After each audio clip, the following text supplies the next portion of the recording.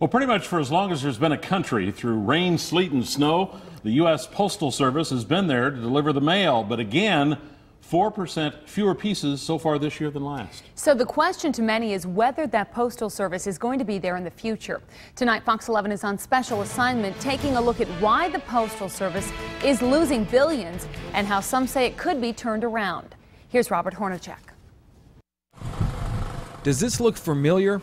Driving up to the post office to drop off a letter, maybe a bill? More and more, it's becoming a thing of the past.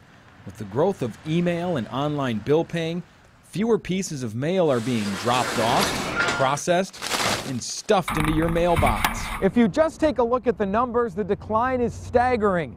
10 years ago, the Postal Service delivered about 52 billion pieces of first-class stamped mail.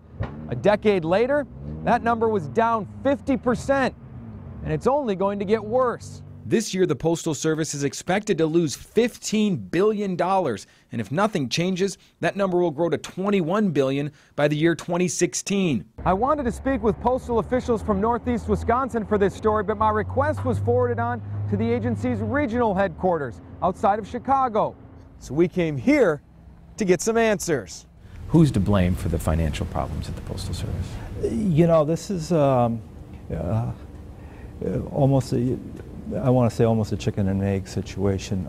There really isn't anyone to blame. Victor Dubina has worked for the Postal Service for 16 years. He says the problem is deeper than just a decline in mail.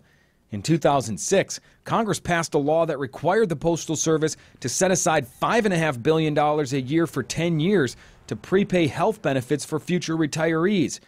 Dave Meyer is the president of the American Postal Workers Union in Oshkosh. He says those payments are the root of the financial crisis at the Postal Service. There's no place in the universe that has to do what we have to do. If it weren't for the future retiree health payments, the Postal Service would have turned a profit in 2007 and 8. But now, with the economy down and mail volume continuing to decline, the payments are simply adding to the financial problems. So much that the Postal Service couldn't even make its last two payments to the U.S. Treasury. The agency defaulted.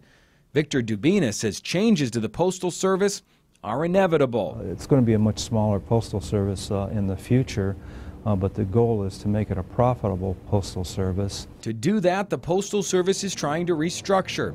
Its plan would slash the number of mail processing centers, which would mean fewer workers. The Postal Service is trying to become more efficient. Since 2000, the agency has cut 244,000 positions without layoffs. In the next few years, they're hoping to cut another 28,000 positions without layoffs. But still, that's not enough to solve the agency's financial problems. The Postal Service also wants to reduce hours at rural post offices, end Saturday delivery, and end the prepayment of health insurance for future retirees. There's just one problem. Actually, 535 of them. It's called Congress.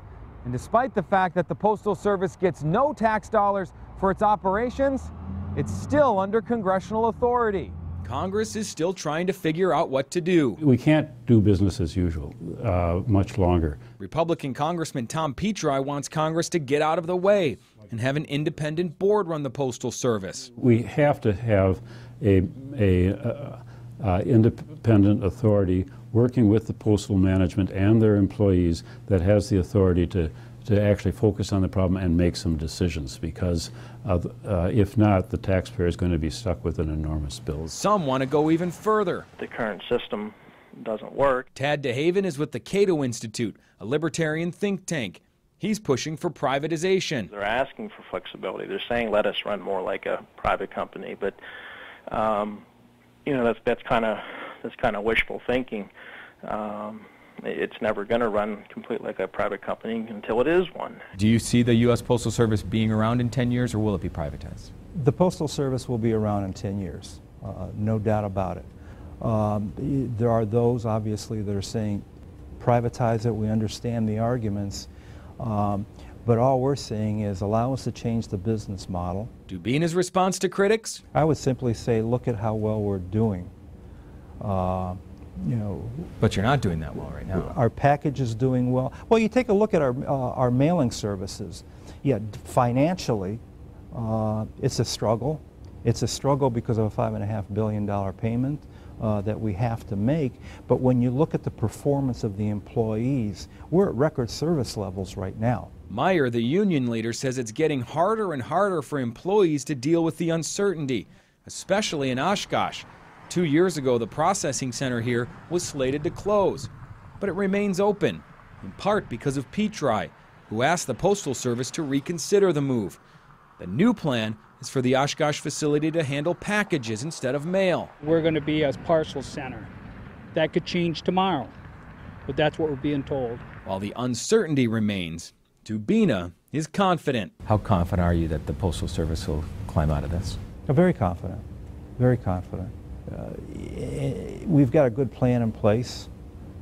If Congress lets you put it into place. We're going to deal with what we can on our end, and we're optimistic Congress will act. For Fox 11 on Special Assignment, I'm Robert Hornacek. Now, if you would like a detailed look at the Postal Service's finances, including a year-by-year analysis of how the agency's doing, go to our website, fox11online.com, and click on the On Assignment tab. And if you have an idea you'd like our On Special Assignment team to look into, email us at osa@wluk.com.